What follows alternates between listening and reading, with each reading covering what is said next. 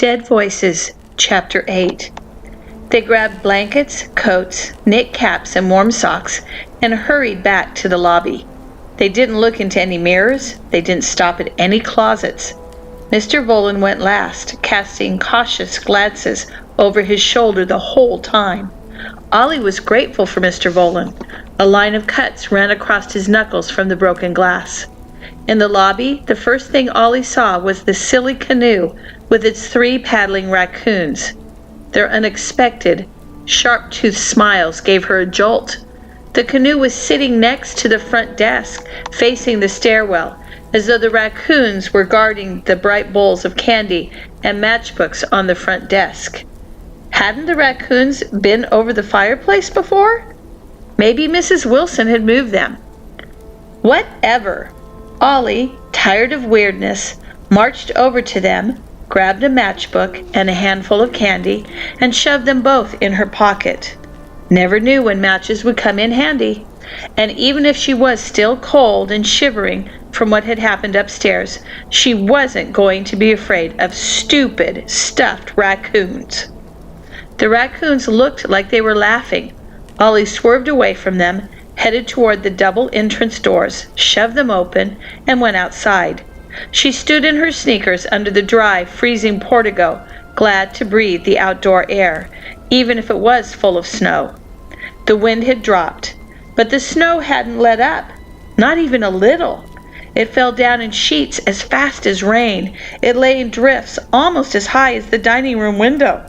Ollie couldn't tell which lumps in the parking lot were Susie or Mr. Volan's car. She scrubbed her right hand, the hand the ghost had touched, hard in the snow. Coco poked her head out. "Come on, Ollie," she said. "You okay? Come inside, it's freezing." Coco had already put her ski jacket on over her sweatshirt, and she still looked cold. But Ollie didn't move. She was staring out over the parking lot with longing. Maybe, she thought, we can dig out Susie and sleep in her with the heat going. But even as she thought it, Ollie knew they couldn't. They needed the gas to get home. They were stuck inside the lodge. Reluctantly, she followed Coco back inside. Ollie's dad was wearing his ski jacket and knit hat indoors. The tip of his nose was bright red with the chill. "Shut the door," he called to Ollie as she came in. Ollie pulled the door shut. Her dad was kneeling in front of the fireplace on the lobby side, and he'd gotten the fire going a little better. It glowed yellow instead of red, and threw out a small circle of heat. There was the friendly sound of logs snapping.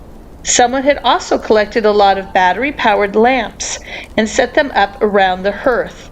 The lamps pushed back the shadows, made a ring of warm light. Ollie went toward the fireplace.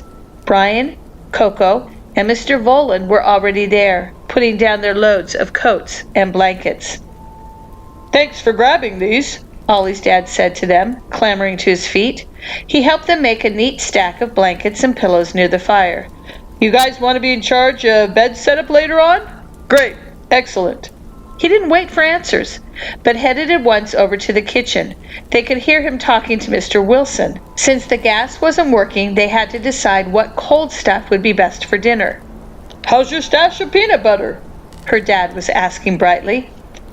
"Thanks for breaking the mirror," said Ollie awkwardly to Mr. Volan. Whatever it was, didn't let me go until you did." Mr. Volan was shaking out a blanket. "Don't mention it," he said. "You were very brave." "We've seen worse," said Ollie. They had. The mirror had been bad, but the scarecrows behind the mist had been worse. Mr. Volan's eyes narrowed, but he didn't ask. Ollie was glad he didn't. He put the blankets down next to the fireplace and flexed his cut hand. "Although," Mr. Volan added with a faint smile, "I do not know how I'm going to explain the broken mirror to Sue." "Say it was a ghost," said Ollie. "I guess I'll have to," he replied, and they both laughed a little. "The 3 of you should stay downstairs and stay together for the rest of the day," Mr. Volan added to the whole trio. "Promise?"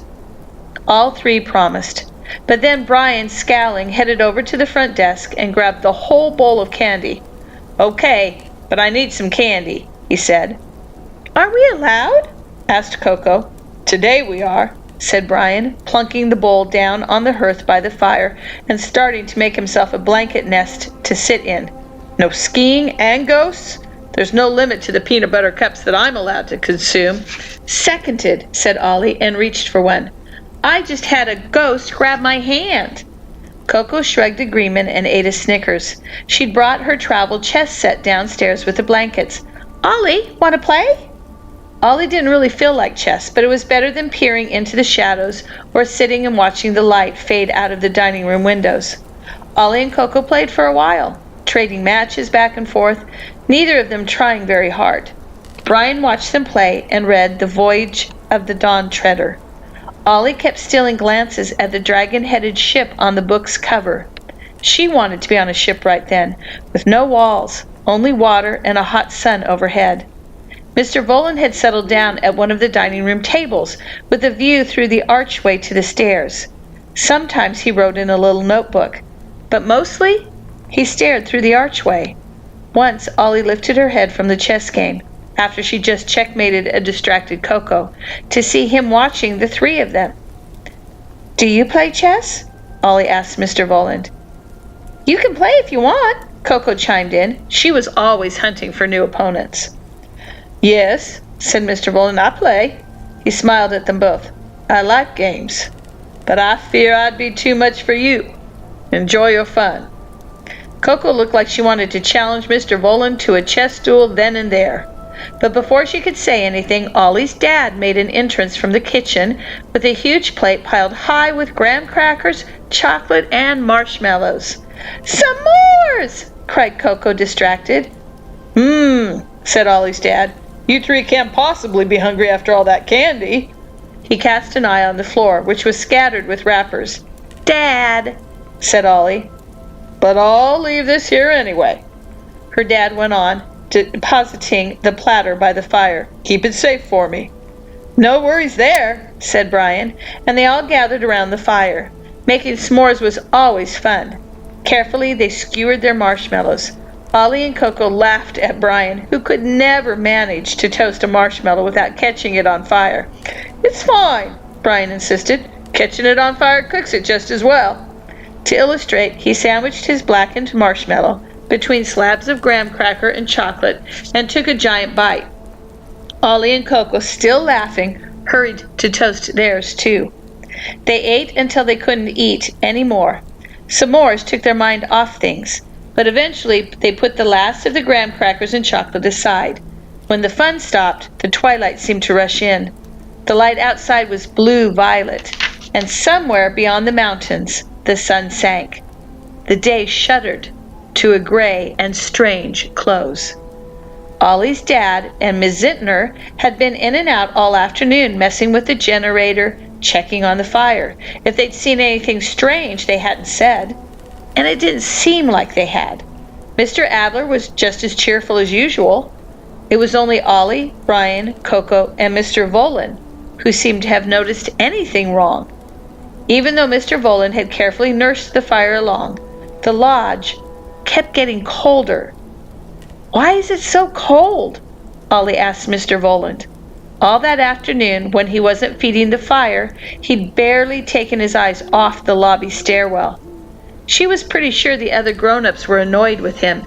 He hadn't offered to help bring in firewood, and he wasn't hunting for ghosts like he said he meant to. But Ollie thought he was doing something. He was keeping watch. A cold spot is a sure sign of supernatural activity, Mr. Volan replied. I suspect that a thermometer would show the room reading at a much warmer temperature than it feels. What can we do? Ollie asked. Stay together, said Mr. Voland. Keep the fire burning and hope the night holds answers as well as danger. He put another log on the sullen flames. Ollie hoped so too. She touched her watch. It had been silent for hours now, but she hoped it wasn't done telling her things. She hoped she'd talk to her mom that night. She felt a little thrill of excitement at the thought. Ollie! Called her dad from the kitchen. Ollie, a little reluctantly, left Mr. Voland and the fireplace. With its small window, the kitchen was even darker than the dining room. Her dad was working by the light of a battery-powered lamp, slathering peanut butter and jelly on bread. "Grab the mayonnaise jar," he told her, "and throw us together some ham sandwiches. I'm sorry we're stuck eating cold sandwiches 2 nights running, but the propane's not working, and we can't use the stove. At least there's plenty of dry goods." He tweaked one of Ollie's curls. "Can't live on s'mores." Actually, Ollie wasn't too hungry. She'd eaten a lot of s'mores. But she picked up a spreader and a piece of bread anyway. Making food with her dad was familiar. It made her feel better. Her dad loved to feed people. Mr. Wilson had left him in charge of the cooking, which made sense, Ollie thought with pride. Her dad was a much better cook. Ollie spread mayonnaise on bread, laid down neat slices of ham. As she did, she looked around the kitchen. It had a big new metal counters, metal sinks, a giant gas range with 8 burners. She wished they could light the stove and have soup. But that wasn't working either.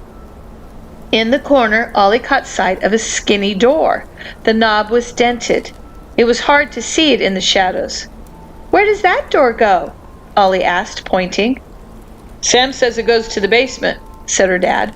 "But it's full of rusty nails and old axes and other sharp things. Maybe hold off exploring until tomorrow?"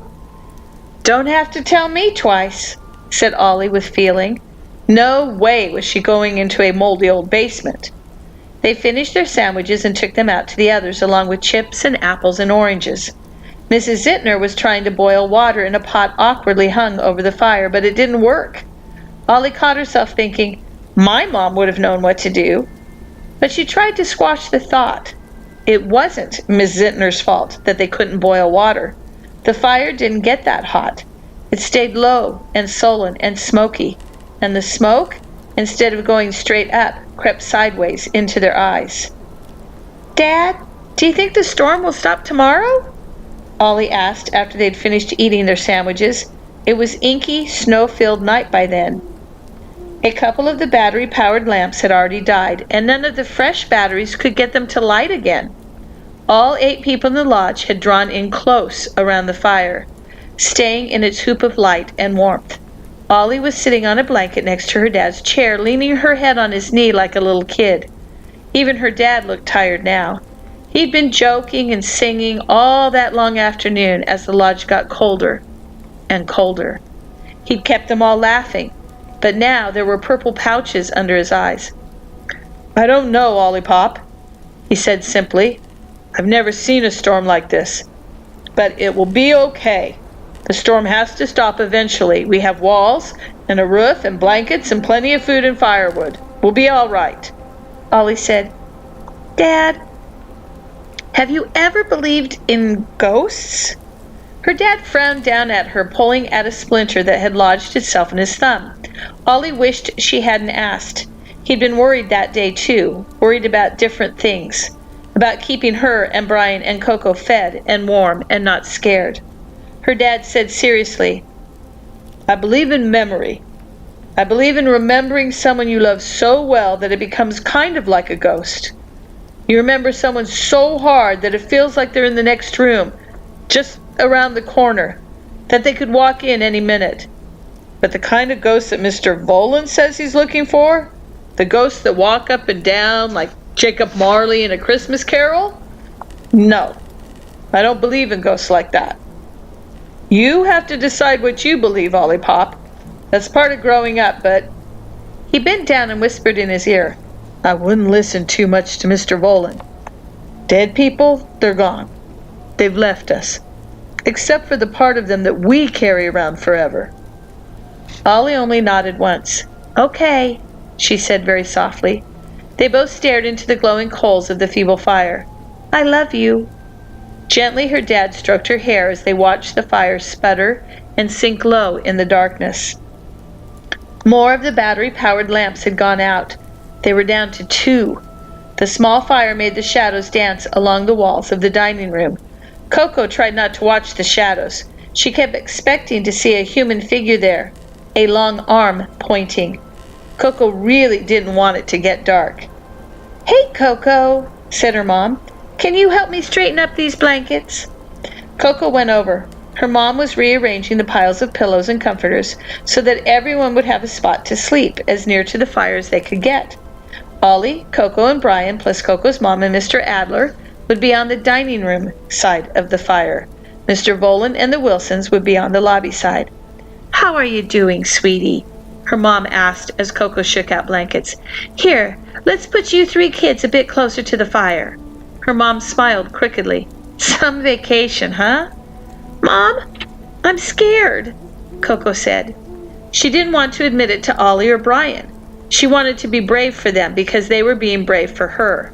They were joking with Ollie's dad and keeping an eye on the staircase without saying anything about being afraid. But she could admit it to her mother.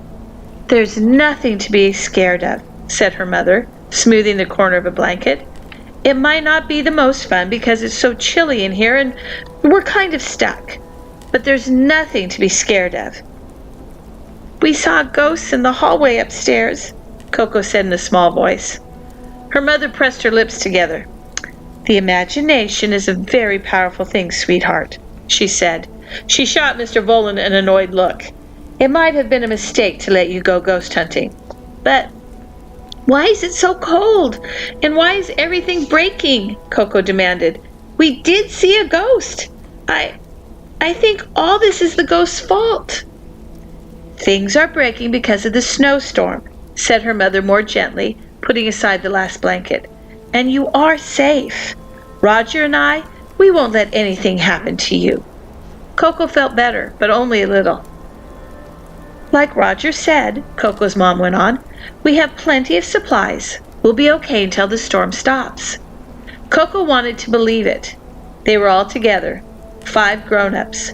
It wasn't like the last time when she and Ollie and Brian had been all alone, and lost, and running. But she was still afraid. The second-to-last battery-powered lamp went out, and Ollie's dad said, still with his determined cheerfulness, "Well, I think that's probably our signal to go to bed." Despite the fire, it was so cold in the dining hall that they all breathed out plumes like dragons in the frosty air. Mr. Volan said, "I think I will sit up a while longer." "Suit yourself," said Ollie's dad. They went to the downstairs bedroom to brush their teeth. On their way back, Ollie murmured to Mr. Volan, "What happens now?" "Try and get some rest," he said. "Don't sleep, stay alert. I'll get you when it's time." Ollie nodded. The shadows pressed in while they settled under their covers. The fire threw flickering shadows across the wall and ceiling of the dining room.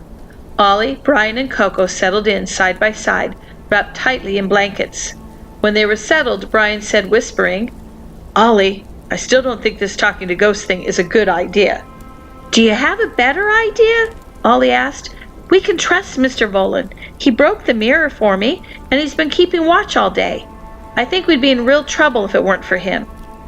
"Maybe so," conceded Brian, "but still, it doesn't feel right. Dead people, they're gone. We aren't meant to talk to them." Brian, Coco remembered, was Catholic. It came out at odd moments. Ollie rolled over onto her back and stared at the ceiling, jaw set. "Stay in bed if you don't want to help," she said. "I never said," Brian began. "Cut it out," whispered Coco. "We're about to have a pretty darn rough night, it seems like. It won't help if you two are arguing over this. We have to watch each other's back. And Brian, I don't really like this either, but I can't think of a better way. Ollie, Brian is trying to help us, even if he doesn't agree with you. That's no reason to be mean." There was a small silence. Then, "Sorry," Brian whispered. "I'm sorry too," said Ollie. No one said anything else. Somewhere, out of sight, the bird clock whistled the hour.